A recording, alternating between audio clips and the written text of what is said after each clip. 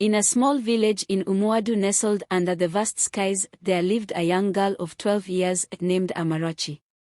Amarachi had radiant dark skin and deep, soulful eyes that spoke of wisdom beyond her years. Her parents had passed away when she was just a child, leaving her in the care of her aunt, Auntie Ifeoma, and her aunt's husband, Uncle Ode.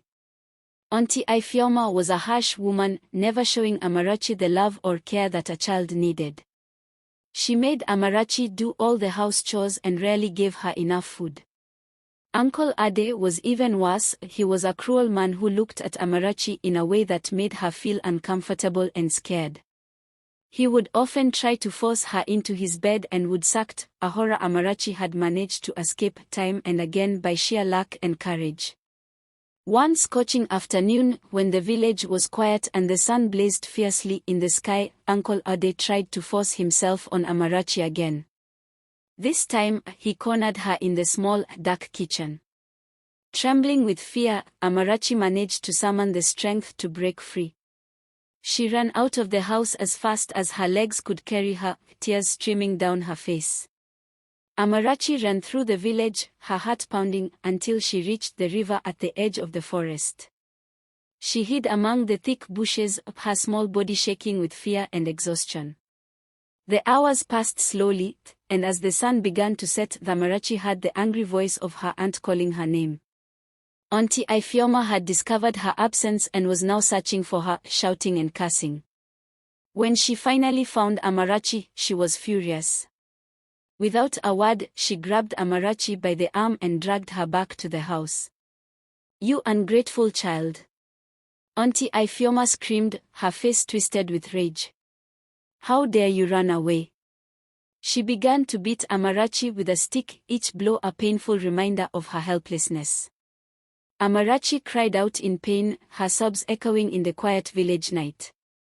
The neighbors, who had always turned a blind eye to the girl's suffering, were now watching, their faces filled with a mix of pity and horror.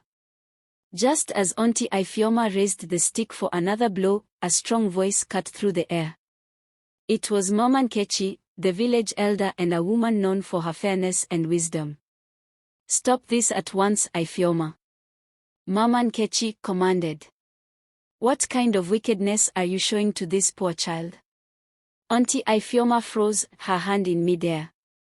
The villagers began to gather around, murmuring amongst themselves. Mama Nkechi walked up to Amarachi, her eyes soft with compassion. "This child has suffered enough," she said gently. "You will not lay another finger on her." Mama Nkechi took Amarachi into her home, where she was bathed, fed, and comforted. For the first time in years, Amarachi felt safe and loved. Mama Nkechi listened to Amarachi's story, her heart breaking for the young girl's suffering.